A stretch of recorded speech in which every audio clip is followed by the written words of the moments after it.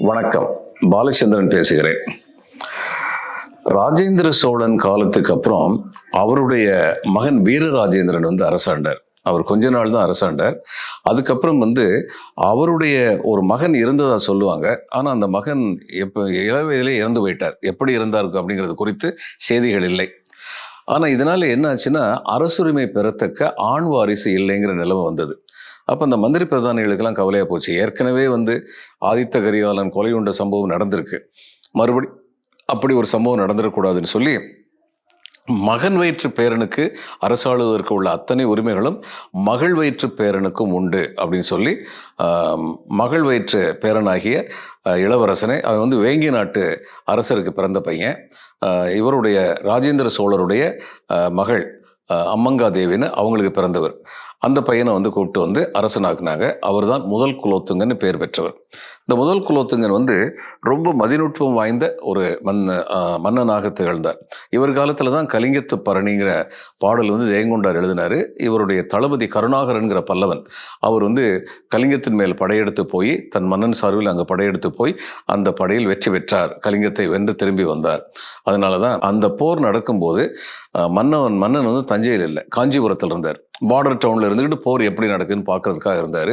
அதை பற்றி தான் ஜெயங்கொண்டார் பாடுவார். காஞ்சி இருக்க கலிங்கம் குலைத்த களப்போர் பாடத் திறமினோ அப்படின்னு சொல்லி அவர் பாடியிருக்கார். இவ்வளவு புகழ்பெற்ற இந்த குலோத்துங்க சோழனுக்கு திரிபுவன சக்கரவர்த்தி அப்படிங்கிற பட்டம் கொடுத்தாங்க. சுங்கம் தவிர்த்த சோழன் அப்படின்னு இவருக்கு ஒரு பட்டம் உண்டு. அந்த பட்டம் ஏன் வந்தது அப்படிங்கிறதுக்கு காரணம் என்னென்னா, புதுசாக ஒரு துறைமுகத்தை உருவாக்குனாங்க.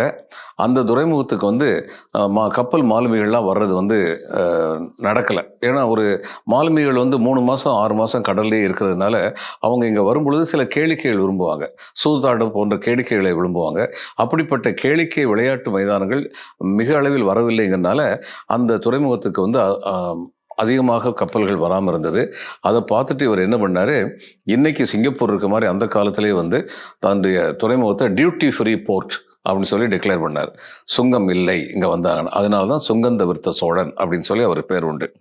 அந்த தஞ்சாவூருக்கு அருகில் கருந்திட்டை குடி அப்படிங்கிற ஊர் அவர் இந்த மன்னனுடைய காலத்தில் சுங்கந்தவிர்த்த சோழநல்லூர் அப்படின்னு சொல்லி அதுக்கு பேர் வந்தது. அதுக்கப்புறம் இரண்டாவது குலோத்துங்கன் அனபாய சோழன் அப்படின்னு சொல்லி அவருக்கு பேர்.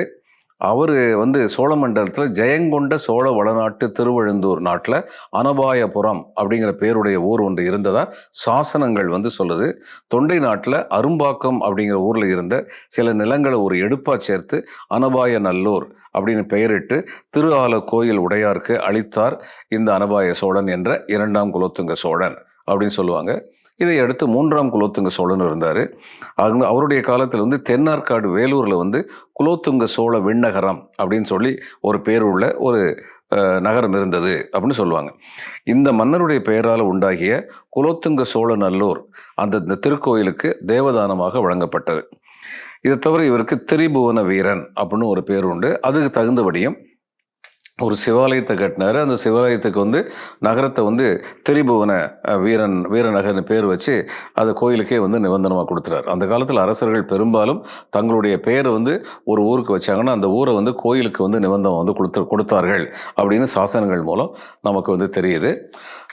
இத்துடன் நாம் சோழ மன்னர்களின் பெயரால் அமைந்த ஊர்களை பற்றிய வரலாற்றை முடித்துக்கொண்டு அடுத்து மற்ற ஊர் பெயர்களை காண்போம் என்று சொல்லி இந்த நாளை முடித்துக்கொள்வோம்.